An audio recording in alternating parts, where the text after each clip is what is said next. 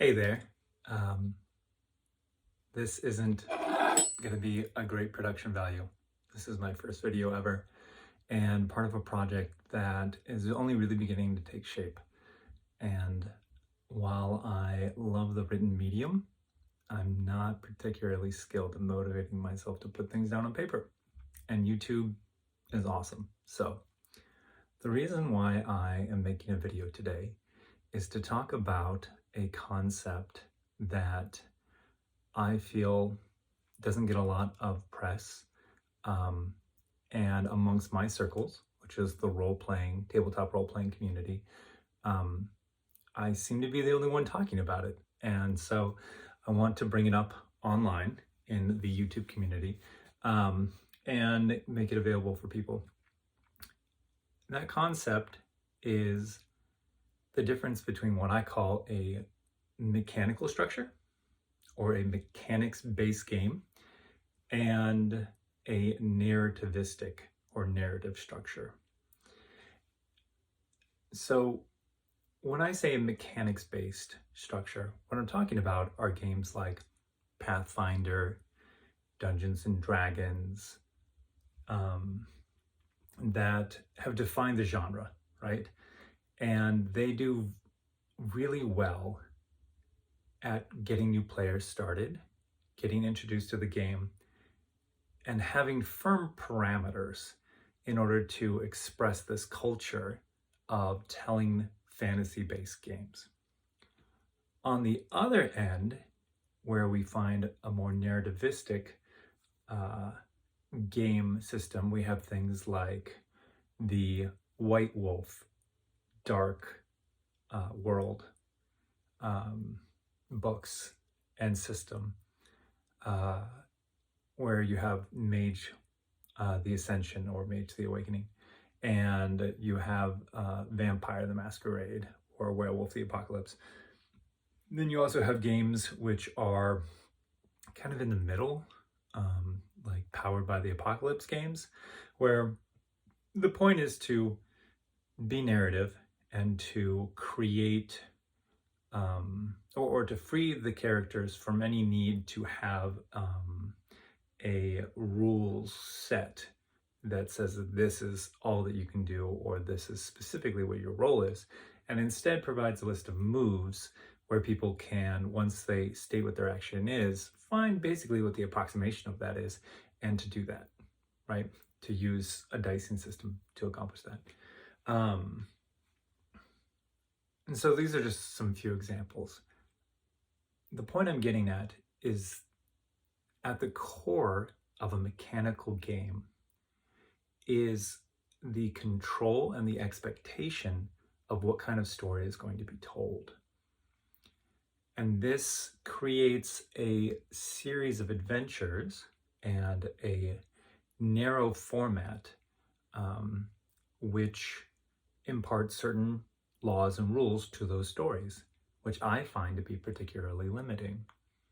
In Dungeons and Dragons, for instance, all players and characters are bound by a class, race, and level system, much like a video game, where there are expectations that everyone will be roughly the same level and thus the same power level, and that magic items will be introduced at a certain level, or every few levels, every few achievements or accomplishments, in order to allow for the power base to grow, and for characters to generally start not being able to accomplish much and then being able to accomplish a lot later on and facing greater and greater challenges. Dungeons and Dragons and the like are kind of, in my opinion, the encapsulation of war games attached to role-playing, where depending upon the game that you're playing and the group that you're playing with, there is a lot of combat, and the point, and a lot of time, right, and rules focused on that combat, thus kind of steering the direction of the game by the amount of literature and attention and focus on the mechanics towards combat, towards a situation where you can basically expect certain tropes to be combative or challenge-based. I find that given the amount of time that is focused on those things and those mechanic-based rule sets and outlooks, it makes it difficult to experience drama. When I say drama, I mean like a soap operatic drama, where characters are expressing their emotions simply to express who they are. And for players to find joy in expressing the psychology and the psyche, the emotionality of those characters in a way which allows us to have a more human experience of the game, to be able to relate to those characters. When you can relate to characters and that emotional landscape is informed by the plot, it, to me, makes a more interesting game. And it's where I want to be. And there are some games that do this, that are in the indie sector, and they're kind of experimental in some ways. Some of them are done really well. But for me, the reason why I bring this up is because I feel like it's counterintuitive to try to bring in that soap opera-ness, that dramatic flair, and focus on who the characters are into a mechanistic system. And so I've struggled over the years to just make D&D into something that is more role play focused. And then I struggled for a long time creating systems, creating new game structures that achieved this. But again, they were just too mechanistic. They were too focused on what had come before, right? And I finally feel like I've cracked that code. And the way that I do that, I've managed to create this system through some testing, some game testing, that is basically like a PTBA framework powered by the apocalypse that I just hacked and took it to its bare bones expression. And one of the things that we're able to do now that we don't have things like initiative or levels or any cap on what kind of powers you have or what you can do, which I'm sure it sounds insane to some people who have been playing role-playing games for a long time. But what you can accomplish when you take away those things like level, class, and race is you can tell a story that is about the characters and about celebrating those identities and figuring out what and who they are. My job as a game master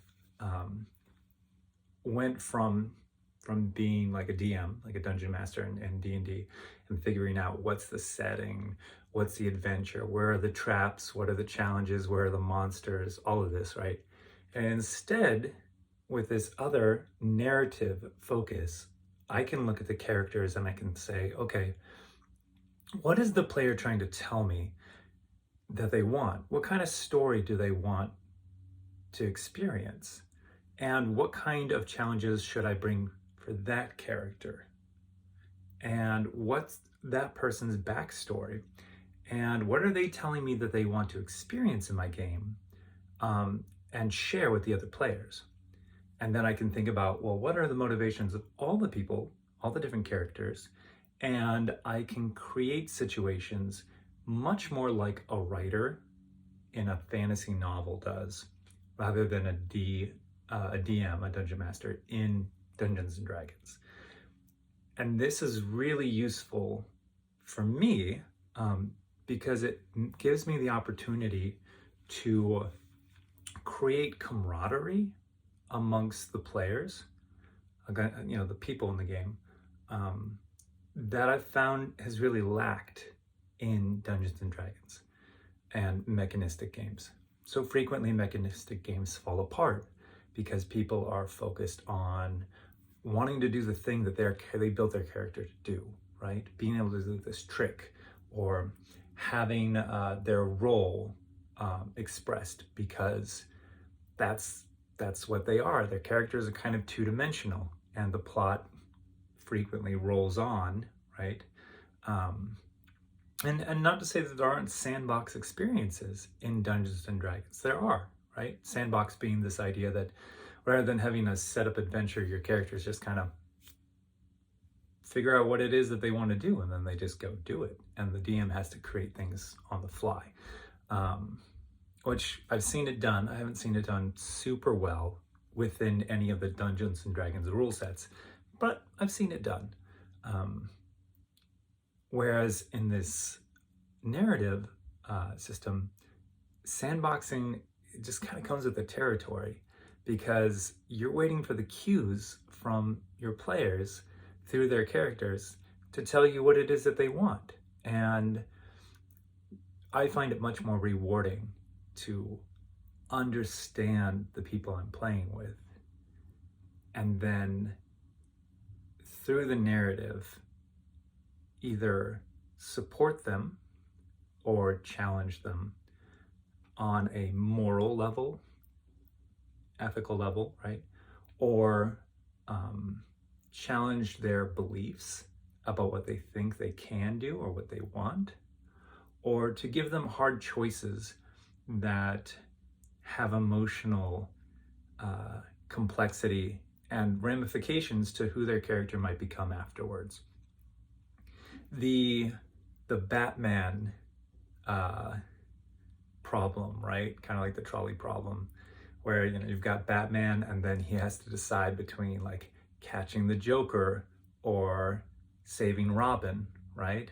It's like, if the game, if the question there is a war game of, how do I maximize the rules so that Batman can get, both things accomplished? How do I, use the gadgets in order to achieve my goals and think tactically, is the whole goal and the whole way going about it, then sure, that might be fun and great. But at the end of the day, do I care? Not particularly, right? But if it's narrativistic, and Batman and Robin's history is something that I know and I care about, and Batman has flashbacks to raising Robin and teaching him, but then he also is struggling with the emotionality of catching Joker and having him brought to justice with all the things he's done, including, like, let's say he knows that Joker killed his parents, right? Like, those things are far more interesting and compelling, and paint a scene, again, like we would in television or in a novel, that I just don't frequently see in Dungeons and Dragons. So that kind of sums up what I wanted to say. And this channel is probably, hopefully, going to increase in production value as time goes on if people find interest in what I'm saying. And I'm going to provide more opportunities to talk about these different things and the thoughts that come up. And I've got a write-up. I've got a short document of the system that I've created, and if I get some interest, I might start like plugging that in and offering that to people. And I've got other narrative-focused concepts that I want to share. If you're interested in getting an idea a bit more about what I'm talking about, and you are bound by what you have available to you, you don't have anyone who does this sort of thing, there are 3 games that I can recommend that you could play, like video games, basically, to kind of give you an idea of what it is I'm talking about. Because although they are bound by the same sort of mechanics that Dungeons and Dragons are bound by, their focus is almost wholly on the narrative. And that would be the epic classic Planescape Torment, which was a game in the 90s that stole my heart. And it's set in the Planescape setting, which is an amazing setting. If you're not familiar with it, definitely worth looking into. And then its successor, Numenera, Torment, I think that's what it is, Numenera Torment, which Numenera is a world fit with a certain system made by Monte Cook, and it's fabulous as well. And it's like far into the future, like crazy far into the future. And then there's Disco Elysium, and Disco Elysium is amazing and really hones in on that concept of narration first and mechanics second. So just to wrap that up, thanks so much.